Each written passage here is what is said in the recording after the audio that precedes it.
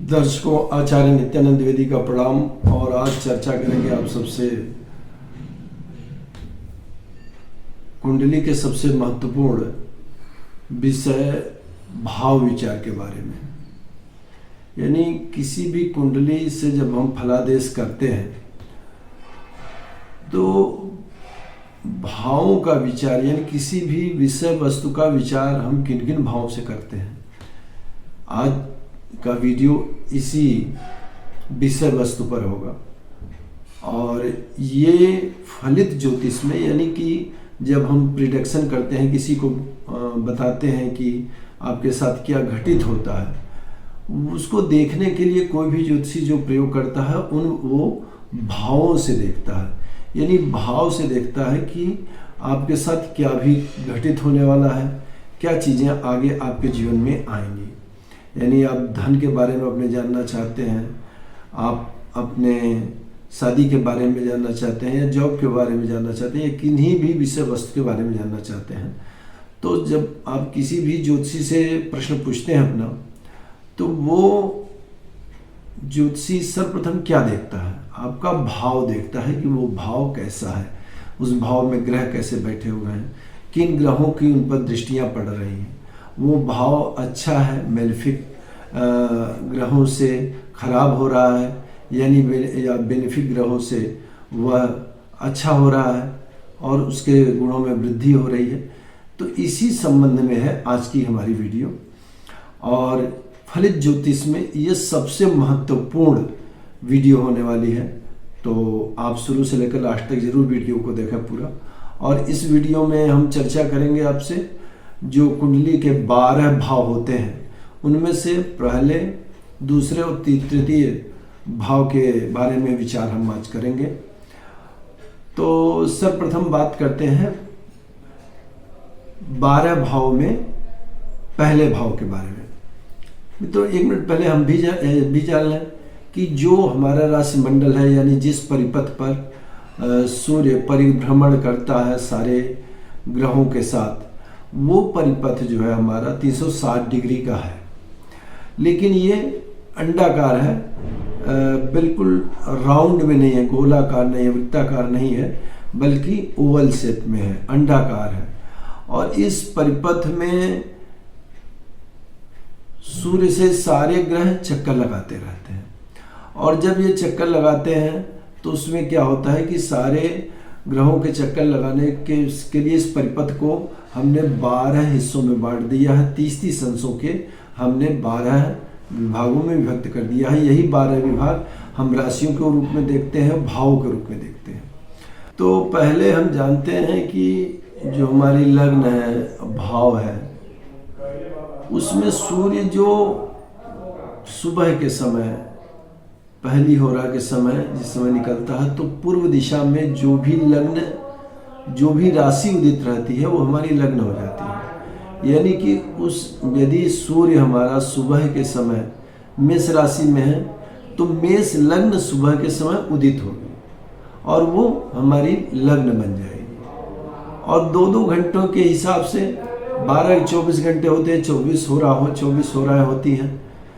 तो इन 24 होराओं के मध्य में पूरा हमारा अहोरात्र होता है, यानी कि दिन और रात। इन दोनों शब्दों से अहोरात्र शब्द बंधा है और इन अहोरात्र से ही होरा शब्द का निर्माण हुआ है। तो जो 24 घंटे की होरा होती है उसमें हमारी 12 लग्नें उदित होती हैं। और इन्हीं लग्न से उदित होने से 12 भाव हमारे बनते हैं।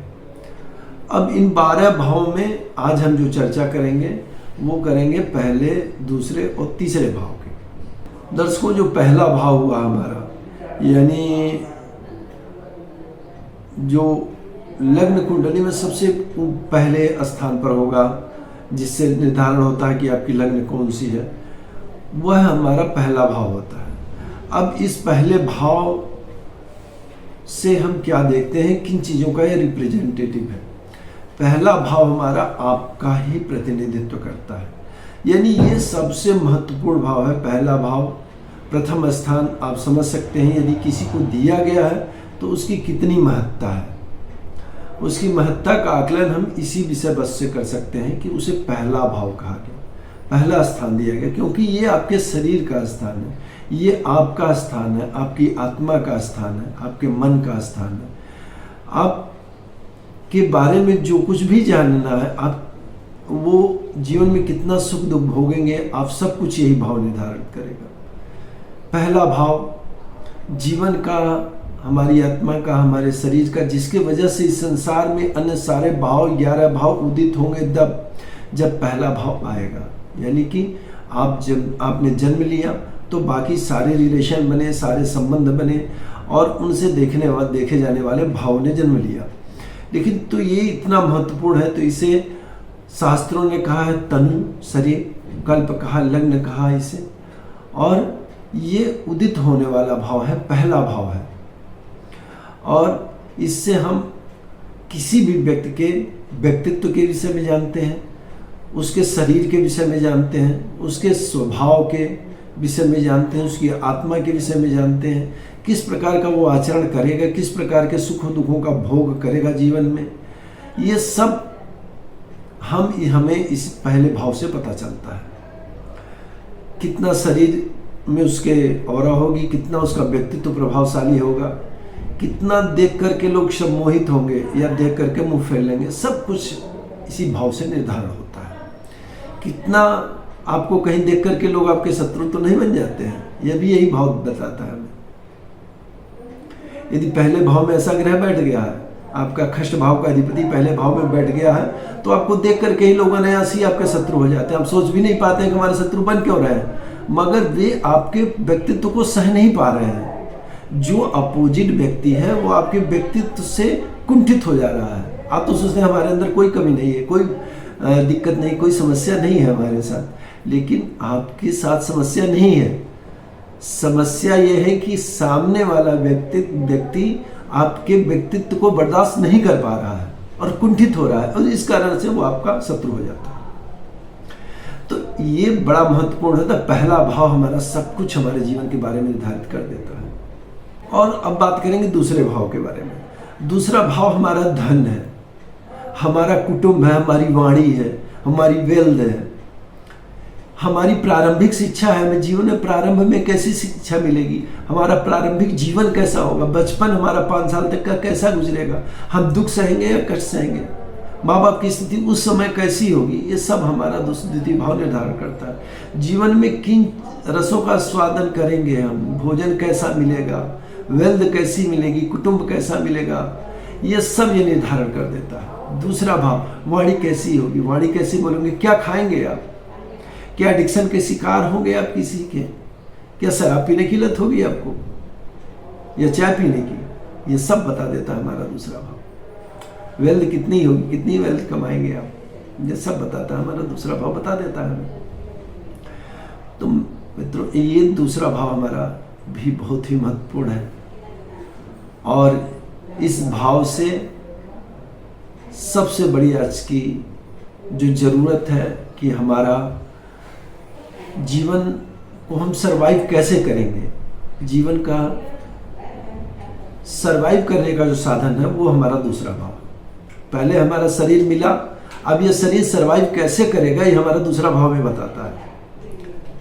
इस शरीर को सरवाइव करने के लिए जो जीवन दायनी चीजें हैं वो हमें दूसरा भाव देता है। दूसरे भाव से हम जानते हैं कि क्या होने वाला है इसके विषय। और मित्रों, तीसरा भाव, तीसरे भाव की चर्चा कर लेते हैं। तीसरा भाव हमारा पराक्रम है, हमारी बुद्धि, हमारी कम्युनिकेशन स्किल है। किसी भी व्यक्ति से जो हम कम्युनिकेट कर लेते हैं, किसी से दोस्ती कर लेते हैं, फ्रेंडशिप कर लेते हैं, किसी से बात कर लेते हैं, तो वो हमारा तीसरा भाव है। हमारा पराक्रम है, हम कार्य करने की हमारी क्षमता कितनी होगी, हम जीवन में पुरुषार्थ कितना कर पाएंगे, परिश्रम कितना कर पाएंगे, और किस प्रकार से हम कार्यों को संपादित करेंगे, सब हमारा तीसरा भाव बताता है। कम्युनिकेशन बतलाता है, पड़ोसी बताता है, रिश्तेदार बताता है, हमारे मित्र बताता है, हमारी फ्रेंडशिप बताता है, जीवन में हमारी छोटी यात्राओं को दिखाता है, हमारे छोटे भाई बहनों को दिखाता है। छोटे भाई बहनों का सहयोग मिलेगा या फिर आपके साथ वो शत्रुता करने वाले हैं, आपकी जमीन जायदाद हड़पने वाले हैं, वो सब पता चलेगा इस तीसरे भाव से। तीसरा भाव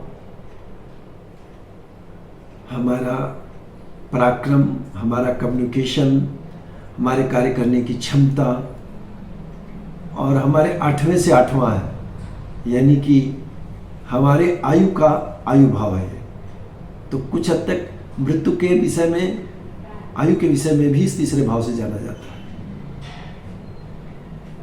तीसरा भाव जीवन में पराक्रमशीलता, उद्यमशीलता को दर्शाता है।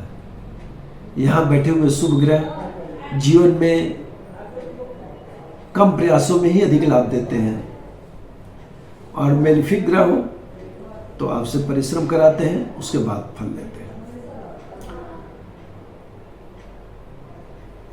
दर्शकों, इस वीडियो में मैंने चर्चा की आपसे प्रथम और द्वितीय और तृतीय भावों के विषय में, क्या क्या चीज़ें हम देखते हैं इनसे, किन किन रहस्यों के बारे में जानते हैं यहाँ से।